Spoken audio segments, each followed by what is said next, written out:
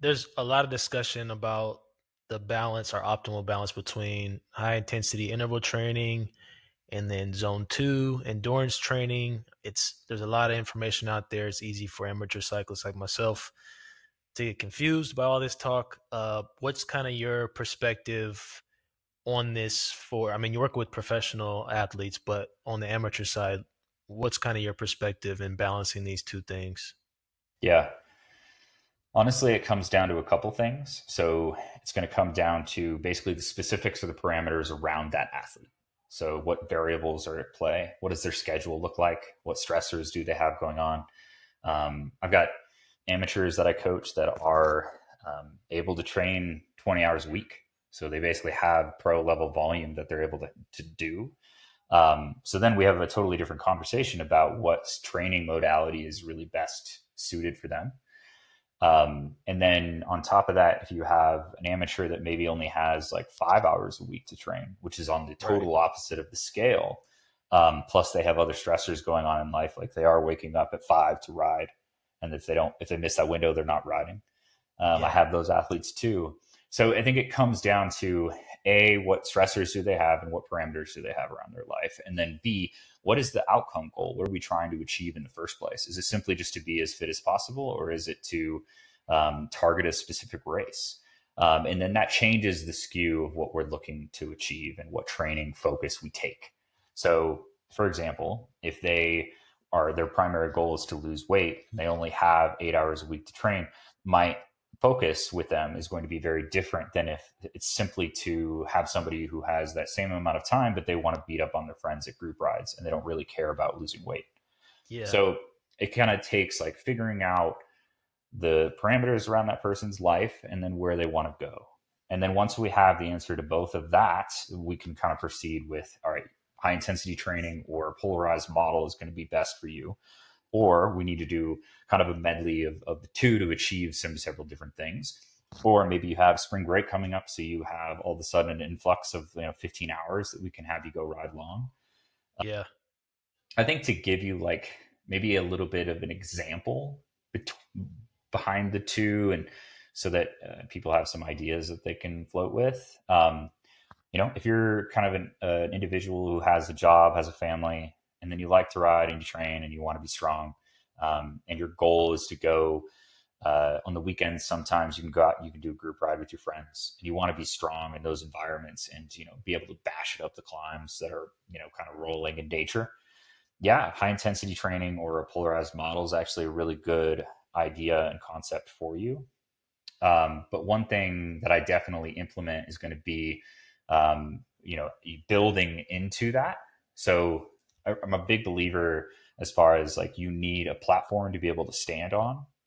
You can always shock an athlete with anything. You could throw an effort at an athlete and they would hit it and they might fail and they'll respond to that stimulus. They always will, but it could be negative or it could be positive or it could be both. And it's one of those things that if you give an athlete a platform to stand on, they're probably going to bounce back faster. So what I'm getting at with all of this, and I might be jumping ahead a little bit, is, it's probably the case where if you have like let's say a 6 week training block, for example, Yeah. Let's do that that. you're I like working that. with, then I might start in the early phases where I would, let's say it's that individual that has only like 8 hours or 6 hours to train. They just want to be fast and they want to beat up on their friends. I might start early on with, maybe two VO2 sessions a week. And then the rest of it is going to be kind of like steady state riding, maybe with one session where we're targeting kind of that middle to high aerobic capacity. So you could be rolling tempo or threshold or something like that for a session. And the purpose there is you've got the VO2 that you're priming, that you're building, so that high intensity training, that pathway that we were talking about, that T2 focus. Then you have on the flip side, you're building a platform for them to stand on, so that they're actually able to absorb, recover, and move on from those VO2 sessions. We've all done VO2 sessions where we've just been crippled afterwards, and maybe even the next couple of days we are. Right. I've been So the there. goal, yeah, and me too. And the goal is like that shouldn't be every single time you do one of these sessions, because if you're doing a high intensity session and you're crippled for 5 days and then you do it again, like guess what? You're probably not going to get that much stronger.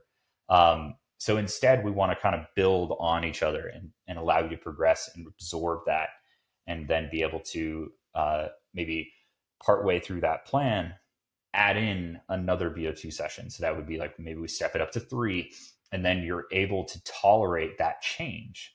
And then on top of that, you can then enhance those VO2 sessions to make them slightly harder as you build that platform up. If you don't build that up, then you just kind of, you will see an increase in fitness if you're actually able to recover from that stuff, but then you're going to kind of plateau and it's not really going to go anywhere.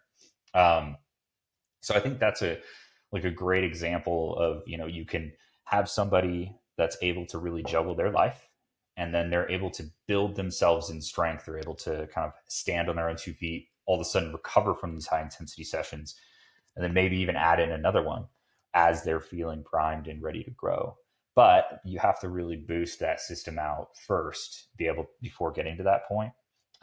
If you are juggling, like in your, getting into like specifically what to do with those hours and how to disperse those, I think that becomes really interesting, because that's when you need to know more about the athlete's life and what else they're juggling. But I would say more often than not, it's really common to see like a schedule of, if you're riding 5 days a week and I'll just go with simple, kind of easy math to work with. If you're riding 5 days a week and you have 2 of those days as high intensity or VO2 sessions, you can just make those a clean hour. They don't need to be fancy. Like, they don't need to be high volume. They can just be focused to the point, and you go home and recover, which gives you, if you're looking at 6 hours just for simple bits of that, and then you have another hour that's focused maybe on that aerobic standpoint. So then you have the 3 of the 6, and then you can apply the 3 remaining hours just to steady state riding on the weekends. I think where people get into an extra bind, and sorry, I'm going on a little bit of like a tangent, is you oftentimes see people adding in a group ride to the weekends, which But is that's a its VO2 own. effort, I would say. Exactly. Yeah. And you just nailed it. And Yeah. then people under recover. And that's what happens, is all of a sudden, I was talking about doing 2 VO2 sessions, and now they're doing 3. And then the group ride tends to be a little bit longer in volume too. So you need to be careful, and you need to just keep an eye on what system were you actually engaging in that ride. No matter how good you were feeling, like that's when data really comes in and serves as justice, is because it can be a reality check. So I think that's the sub, is like, if you're throwing in a group ride, maybe remove another high intensity session until you're actually recovering, and then you feel you can handle a third. Yeah, I was gonna say, because I've done polarized training, I've done sweet spot training or threshold training model. I've experienced results from both. It sounds like with kind of like the 6-week training plan that you recommended, it started off polarized, and then towards the end of it, it kind of adds in some more traditional sweet spot training. Did I follow you correctly in that?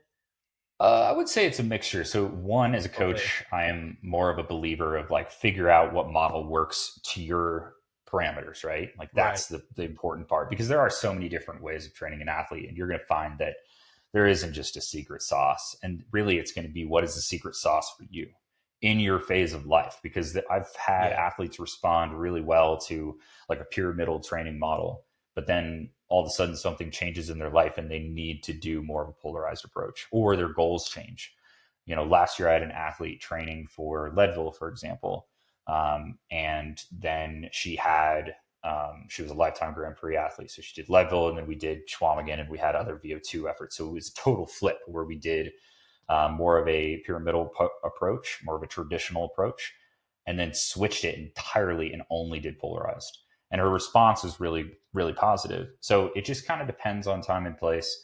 As far as the example we're going back to, I would say that beginning phase, because I incorporated, and this is all just goes down to definitions, but because I incorporated that middle range session where you are targeting kind of that aerobic capacity a little bit more, that goes down the route of more of a pyramidal approach. But when you bring that out, then it becomes a little bit more polarized. So it all kind of depends. I think it's everything that all of those training models, as you said, will work. It's just what fits your goals and your parameters best.